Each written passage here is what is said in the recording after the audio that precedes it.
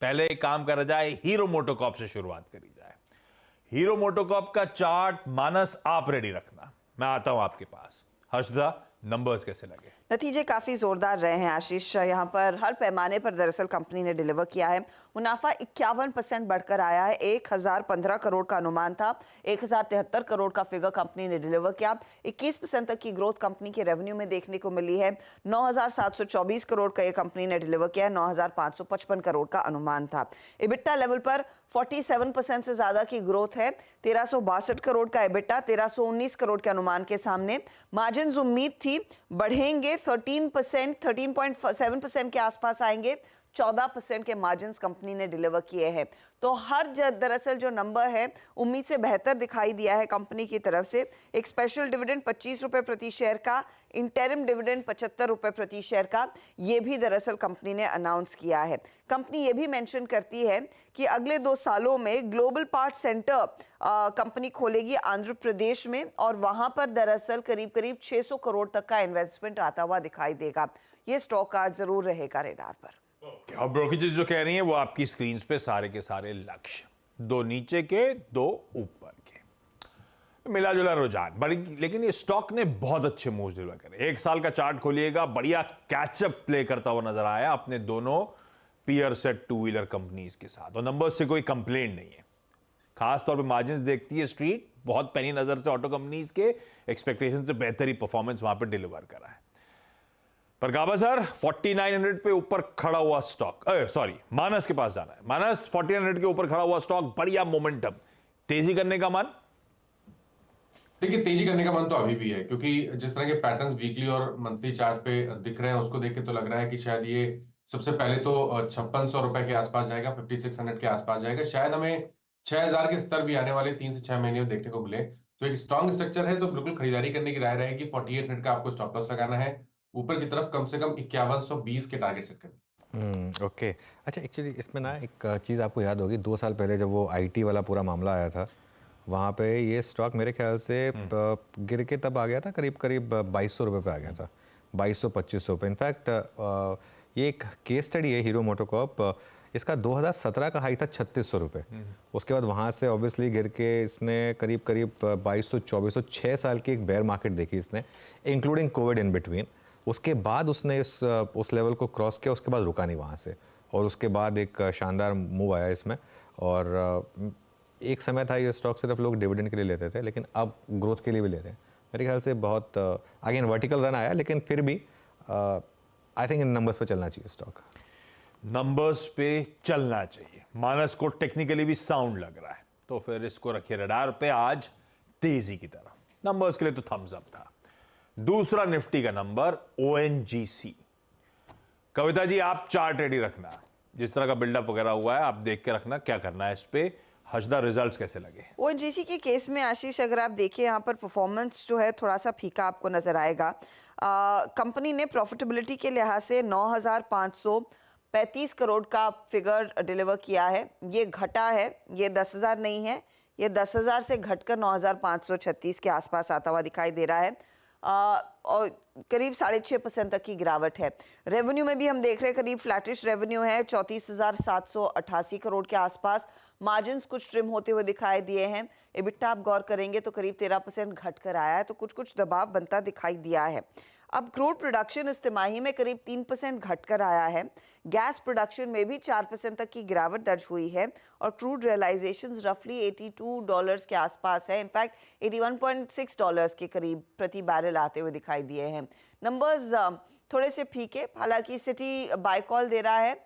Stock पर जो target है 285 का दिया जा रहा है।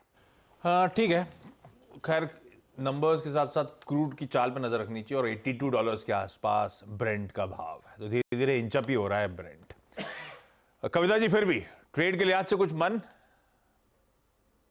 आशीष जी, चार्ट सेटअप अगर देखें तो नो डाउट ओवरबॉट टेरिटरी में है counter, but in any case अगर आप देखें तो ये अपने 10 पे फ्राइडे की ट्रेडिंग सेशन में मुझे लगता है कुछ प्रॉफिट बुकिंग काउंटर में ऑलरेडी आई है। तो जब तक ट्रेंड नेगेटिव नहीं होता है तब तक बाय ऑन डिप्स का ही अप्रोच रखना चाहिए। अंटिल काउंटर 245 248 के लेवल्स के ऊपर मेंटेन है, यहाँ पर डिप्स पर बाइंग करने की कोशिश करना चाहिए और अपसाइड टारगेट मुझे लगता है 275 280 की तरफ ये बढ़ता हुआ दिख सकता है। डिप्स में खरीदारी, गिरावट आए तो खरीदने के मौके ढूंढे जा सकते हैं, मन तेजी का ही है। ये हो गया ओएनजीसी, ये हो गया दूसरा निफ्टी का नंबर। अब आइए तीसरा, दिवीज लेबोरेटरीज। हजदा, अच्छा इस पे सचिन आप चार्ट रेडी रखना। दिवीज लैब, हजदा नंबर्स कैसे लगे? दिवीज लैब में क्वार्टरली आप देखिए या फिर ईयर ऑन ईयर देखिए इम्प्रूवमेंट है, लेकिन उतना इम्प्रूवमेंट नहीं है जितना शायद मार्केट एक्सपेक्ट कर रहा था, तो उससे कुछ निराशा आ सकती है। 17% तक की ग्रोथ आई है मुनाफे में, 350 या फिर 358 करोड़ पर, हालांकि एक्सपेक्टेशन था 444 करोड़ का, तो वहां पर एक मिस है। रेवेन्यू 8.5% बढ़कर आया है, 1855 करोड़, 2060 करोड़ से ऊपर के रेवेन्यू का अनुमान बाजार लगाकर चल रहा था। इबिट्टा में 19.5% तक की ग्रोथ जरूर है, 489 करोड़ का नंबर है, लेकिन एक्सपेक्टेशन थी 620 करोड़ के आसपास कंपनी इबिट्टा पोस्ट करेगी। 24% से मार्जिन बढ़कर आए हैं 26.4%, यहां पर इंप्रूवमेंट है, लेकिन मार्केट एक्सपेक्ट कर रहा था ये 30% तक मार्जिन्स जाते हुए दिखाई देंगे। हालांकि इन नंबर्स के सामने कंपनी का जो कॉन कॉल है उसमें एक चीज अच्छी है कि FY25 में डबल डिजिट ग्रोथ देखने को मिलेगी। उस बात से आप उस बात को इग्नोर नहीं कर सकते। GLP-1 जो एक अपॉर्चुनिटी है वो कंट्रीब्यूट करने लगेगी। दरअसल FY25 ऑनवर्ड्स ये अमीनो एसिड्स ही कंपनी अब तक सप्लाई कर रही है, तो वो प्रोडक्ट बनकर आ जाएगा। कस्टम सिंथेसिस में 2 लार्ज प्रोडक्ट्स इनके हाथ बिग फार्मा कंपनियों के साथ लगे हैं। रेड सी डिस्ट्रप्शन का कुछ इंपैक्ट आता हुआ दिखाई दे सकता है, लेकिन कंपनी के लिए इंडिया और यूरोपियन यूनियन के फार्मा मार्केट्स जो हैं वहां पर क्लियरली ज्यादा बेस शिफ्ट होता हुआ दिखाई दे रहा है चाइनीज प्लेयर्स को छोड़कर, तो उसका फायदा कंपनी के हाथ लग जरूर सकता है। वैसे कमेंट्री इनकी अच्छी है, लेकिन नंबर्स उतने ज्यादा बेहतर नहीं है जितना शायद मार्केट एक्सपेक्ट कर रहा था। तो रिजल्ट्स तो गड़बड़ा गए, मार्जिन्स एक्सपैंड हुए बढ़िया, लेकिन एक्सपेक्टेशन से म्यूटेड परफॉर्मेंस, एक्सपेक्टेशन से ठंडा परफॉर्मेंस, पर होप्स सब क्लिंग ऑन करती हुई मैनेजमेंट ये कह रहा है FY25 में तस्वीर शायद सुधरे, ग्रोथ वापस पटरी पे लौटे। सचिन, ऐसे में कोई ट्रेड वेड लोगे क्या, और ट्रेड लोगे तो किस डायरेक्शन में? आशीष जी, यहाँ पर अगर हम स्ट्रक्चर देखें तो थोड़ा सा साइडवेज ही नजर आ रहा है। इनफैक्ट 3750 से लेके 3550 आई थिंक इसी पर्टिकुलर जोन में थोड़ा सा और टाइम स्पेंड कर सकता है। जिस तरीके से इसके शॉर्ट टर्म एवरेजेस 5 and 20 के नीचे की एक चाल बन रही है, तो मुझे लग रहा है थोड़ी सी डिक्लाइन हो सकती है, बट डिमांड जोन काफी इंटरेस्टिंग है 3550 एंड 3600 के आसपास, तो मुझे लग रहा है बाय ऑन डिक्लाइन की रणनीति यहाँ पर कंटिन्यू हो सकती है। बट मुझे लग रहा है एक कंफर्मेशन के बाद ही तेजी करनी चाहिए, एंड मेजर जो अग्रेसिव लॉन्ग पोजीशन बिल्टअप करने हैं वो लगभग मुझे लग रहा है 3750 के ब्रेकआउट के बाद इनिशिएट किए जा सकते हैं। Major structure on the bullish side यहाँ पर वेल डिफाइंड है, वेल इंटैक्ट है। एक राइजिंग चैनल फॉर्मेशन का सपोर्ट बेस भी लगभग अराउंड 3550 के आसपास प्लेस्ड है, तो मुझे लग रहा है डिक्लाइंस अगर मिलते हैं तो आई थिंक एक अच्छा डिमांड जोन होगा, एंड वहां पर मुझे लग रहा है खरीदारी की जा सकती है। ये है भाई साहब दिवीज लेबोरेटरीज। जैसे ओएनजीसी की बात हुई थी बाय ऑन डिप्स की, वैसी दिवीज लेबोरेटरीज भी बाय ऑन डिप्स का काउंटर है। हीरो मोटोकॉर्प में शायद अच्छे मूव्स, मोमेंटम कंटिन्यू, तो वहां पे तो सीधे सीधे खरीदारी करने का कॉल। ये हो गए निफ्टी के तीनों नंबर्स। अब आइए वायदा के रिजल्ट्स पे, और इनफैक्ट लंबी लिस्ट है वायदा के स्टॉक्स की जिन पे रिएक्ट करना है। टाटा पावर, एक काम करें, आज बिग स्टॉक्स में हजदा सिंगल आउट करा था अनुज ने पीआई इंडस्ट्रीज और ऑरबिंदो फार्मा, ये कहते हुए नंबर्स वाकई अच्छे हैं। ये दोनों नंबर्स कैसे, सतपति साहब दोनों के चार्ट टटोल के रखना, पीआई इंडस्ट्रीज और ऑरबिंदो फार्मा। आता हूं आपके पास, और नहीं ऑरबिंदो तो जरूरत है ही नहीं, आपने तो ट्रेड दे रखा है, पीआई देख लेना आप। हजदा नंबर्स कैसे? और फार्मा पहले मैं आपके सामने पेश कर देती हूँ। मुनाफे में हमने देखा है 90% से ज़्यादा की ग्रोथ है। 936 करोड़ का कंपनी ने मुनाफा डिलीवर किया, 827 करोड़ के अनुमान के सामने। रेवेन्यू 14.5% बढ़कर आए हैं 7352 करोड़ पर। यहाँ पर एक्सपेक्टेशन ऑफकोर्स 7427 करोड़ का था, लेकिन अच्छा परफॉर्मेंस देखने को मिला है। इबिट्टा लेवल पर आप ध्यान दीजिएगा, नियरली 68% तक की ग्रोथ इबिट्टा में देखने को मिली है। 1601 करोड़ का ये फिगर है, 1547 करोड़ का अनुमान था, तो प्रॉफिट और इबिट्टा दोनों उम्मीद से काफी बेहतर है। मार्जिन्स बढ़कर 15% से बढ़कर नियरली 22% पर आए हैं। अनुमान था बढ़ेंगे, लेकिन 20-21% तक का एक्सपेक्टेशन था, उससे 2% ज्यादा डिलीवर हुआ है। और ये इनफैक्ट हाईएस्ट एवर क्वार्टर आया है मार्जिन्स के लिहाज से Q4 FY21 के बाद। तो आप देखिए मल्टी क्वार्टर हाई पर मार्जिन्स कंपनी ने डिलीवर किए हैं। परफॉर्मेंस यूएस का बेहतर हो रहा है, 29% तक की ग्रोथ यूएस फॉर्मुलेशन से आती हुई दिखाई दे रही है, तो क्लियरली उसका फायदा यूएस मार्केट्स रिकॉर्ड हाइस पर है। कंपनी कह रही है रेवेन्यू इन लाइन है, स्पेशली यूरोप और एआरवी एपीआई बिजनेस थोड़ा सा स्लगिश होता हुआ दिखाई दिया है। यूरोप बिजनेस में सिर्फ 1.5% तक की ग्रोथ है। ग्रोथ मार्केट्स अगर आप देखेंगे 25% बढ़ते हुए दिखाई दे रहे हैं। एआरवी और एपीआई में आप गौर करें तो एआरवी 28% घटा है, दोनों क्वार्टर ऑन क्वार्टर और year on year. API business में सिर्फ 7% तक की ग्रोथ देखने को मिली है, लेकिन नतीजे बहुत ही बढ़िया हैं। दूसरी तरफ आप पीआई इंडस्ट्रीज पर गौर करिए, मुनाफे में करीब 27.5% तक की वृद्धि है। 448 करोड़ के आसपास का मुनाफा कंपनी ने डिलीवर किया है। 18% की ग्रोथ कंपनी ने रेवेन्यू में दिखाई है, ये नियरली 1900 करोड़ पर आया है। आप एबिटा लेवल पर देखेंगे तो 33% का इजाफा कंपनी ने डिलीवर किया है, 554 करोड़ का वो फिगर है। और यहाँ पर भी मार्जिन्स आप देखिए क्या बढ़िया एक्सपैंड होते हुए 25.5% के आसपास के मार्जिन्स 29% पर आते हुए दिखाई दिए हैं, तो खासा इंप्रूवमेंट देखने को मिला है। ऑपरेटिंग लीवरेज का फायदा है, फेवरेबल प्रोडक्ट मिक्स का फायदा है, इसीलिए देखने को मिला है। और एक वन टाइम इम्पैक्ट रिकवरी भी हुई थी कुछ थेफ्ट मटेरियल की, तो उसका भी कुछ फायदा मिला है। इंटरनल्स में एग्री केमिकल बिजनेस के जो एक्सपोर्ट्स है 13% बढ़े हैं, वो दरअसल कंट्रीब्यूट कर रहा है कंपनी के लिए। बढ़िया नंबर्स, दोनों बढ़िया नंबर्स जिनको हमने बिग स्टॉक्स में भी डिस्कस किया था। खैर औरबिंदो फार्मा तो सतपुते साहब का आज का प्रेफर्ड पिक ऑलरेडी है। वायदा के जो 11 स्टॉक्स कंटिन्यू हो रहे हैं बैन में, उनमें से एक है।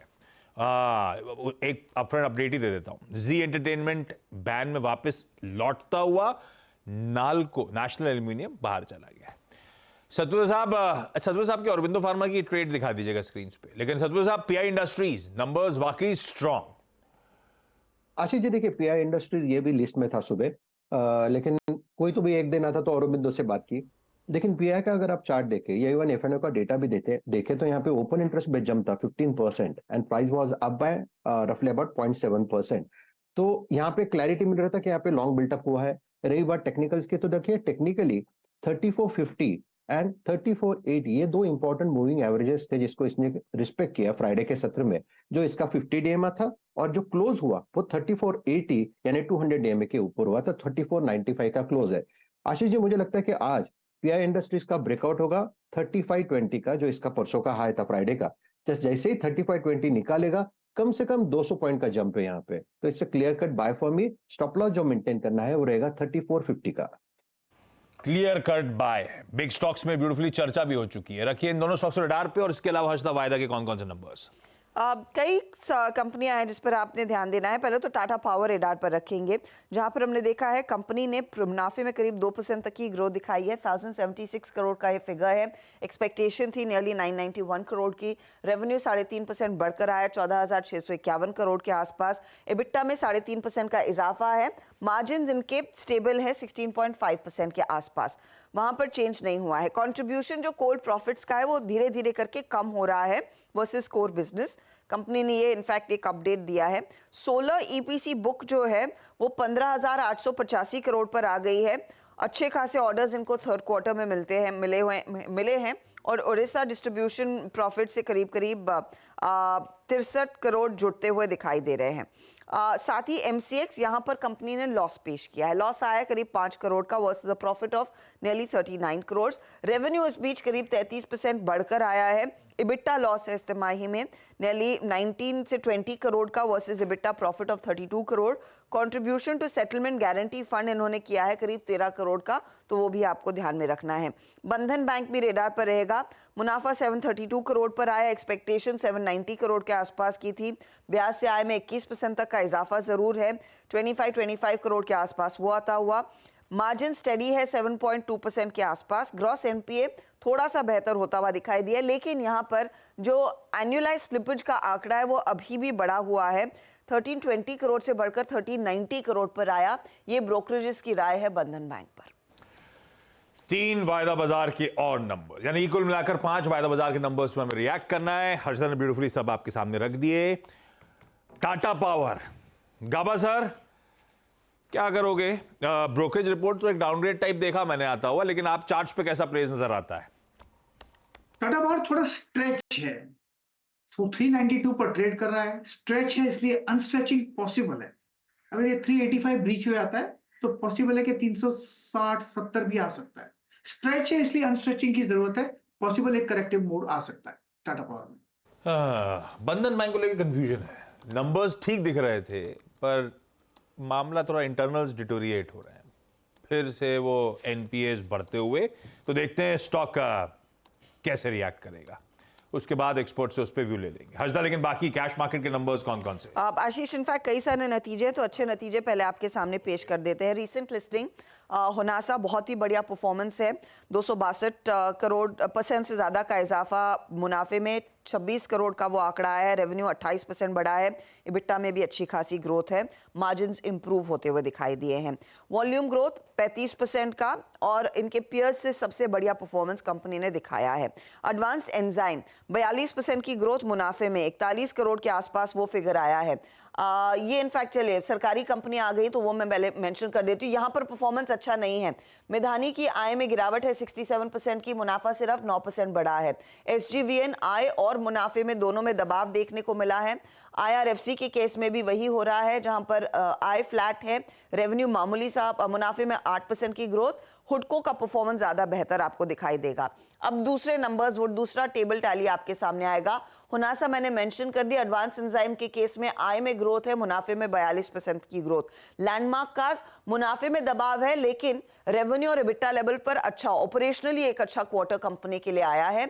यही स्थिति इनफैक्ट स्टोव क्राफ्ट के लिए भी है।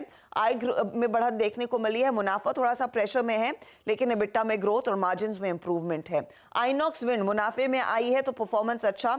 मुथूट फाइनेंस का भी परफॉर्मेंस दरअसल इस क्वार्टर में कुछ बेहतर ही दिखाई दे रहा है। जिन कंपनियों ने निराश किया है, लॉस आया अंबर एंटरप्राइजेस का 51 लाख का, रेवेन्यू में दबाव है। सेलो वर्ल्ड के केस में मुनाफे में गिरावट देखने को मिल रही है। कैपिस एक्टिववेयर हाईली टॉक्ड अबाउट स्टॉक, मुनाफे में 48% की गिरावट है, रेवेन्यू फ्लैट है। श्री रेणुका ने लॉस दिखाया है और साथ ही साथ रेवेन्यू में भी कुछ प्रेशर आता हुआ। लॉस बजाज हेल्थ केयर के केस में है, लॉस आइनॉक्स ग्रीन के केस में है और जुबलेंट इंडस्ट्री के केस में है। ये सभी कंपनियां दरअसल मुनाफे से इस क्वार्टर में थोड़ा सा लॉस दिखा रही हैं। ओके हर्षदा, सारे नंबर्स और खैर आखिरी में काफ़ी बैक बेंचेस आते भी हैं। अच्छा, by the way, Aurobindo pharma की वो जो कॉन कॉल चल रही थी उसमें से कमेंट्री काफ़ी पॉजिटिव है, क्योंकि कंपनी ये एक्सपेक्ट कर रही है कि FY 25 से 26 में ग्रोथ कंटिन्यू करेगी और रेवलीमेड जेनेरिक से और न्यू लॉन्चेस से भी $35 to $40 मिलियन की सेल आएगी। तो वो एक क्लियरली जो मैं सोच ये था कि कहीं वन ऑफ ना हो। अगेन मैं फिर बोल रहा हूँ, लेकिन क्योंकि बैन में है तो इसके लिए देखना होगा कैसे रिएक्ट करेगा। लेकिन कॉन कॉल अभी तक जो मैंने सुना वो पॉजिटिव, मतलब जो मुझे मिला है वो पॉजिटिव आया वहाँ से। Aurobindo pharma conference call underway, 8:30 बजे शुरू होनी थी और उससे ब्यूटीफुल स्निपेट्स भी आपकी स्क्रीन पर आते चले जा रहे हैं। होनासा, मामाअर्थ, बहुत अच्छे नंबर्स हैं भाई।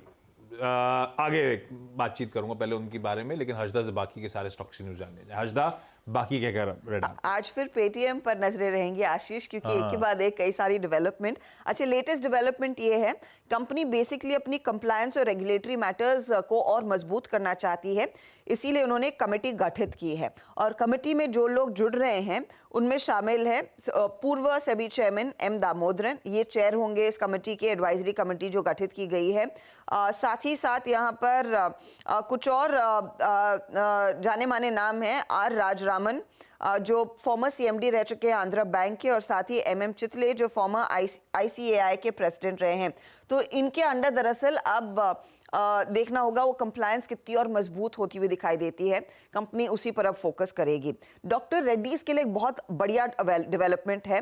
इनकी एक यूनिट है FTO 3, वहां पर वॉलंटरी एक्शन इनिशिएटेड अप्रूवल मिल चुका है। इंस्पेक्शन डेट्स अक्टूबर की थी जब EIR मिला था, 10 ऑब्जर्वेशंस उभर कर आए थे। अब यहाँ पर VAI के मद्देनजर कंपनी जल्द ही जब वो क्लियरेंसेस मिल जाएगी, की प्रोडक्ट्स लॉन्च करती हुई दिखाई देगी, जो रफली 30% कंपनी के यूएस रेवेन्यूज को कंट्रीब्यूट करेगा। लगभग 100 प्रोडक्ट्स इस पर्टिकुलर यूनिट में बनते हैं और जिसमें एंटीबायोटिक्स बनती है, नेक्सियम एक जो प्रोमिनेंट इनका प्रोडक्ट है, एक HIV ड्रग है, एक BP की दवा है। तो ये इनफैक्ट एक बड़ी राहत की खबर है डॉक्टर रेड्डीज के लिए। ओके, इस बीच रडार पर रखिएगा वैसे राणे ग्रुप को। राणे ग्रुप ने दरअसल एक मेजर रिस्ट्रक्चरिंग एक्सरसाइज अनाउंस कर दी है। मैं वही देख रहा था। राणे ब्रेक्स और राणे इंजन वॉल्व्स का राणे मद्रास में मर्जर हो रहा है, तो पूरी एंटिटीज रडार पर रहेंगी। जहां तक पेटीएम की बात है, कोई गवर्नमेंट पैनल गठन भी हुआ है कुछ एग्जामिन करने के लिए, इसलिए भी रडार पर रखिएगा। और होटल स्टॉक्स रडार पर रखिएगा। आज दरअसल एक hotel entity APJ Surendra park hotels की लिस्टिंग होनी है, देश की 8वीं सबसे बड़ी होटल चेन। तो बहुत कुछ आज फोकस में रखने के लिए क्विकली ट्रांजिशन कर लिया जाए। मुनाफे की तैयारी पूरी, दस्तक पहला सौदा में।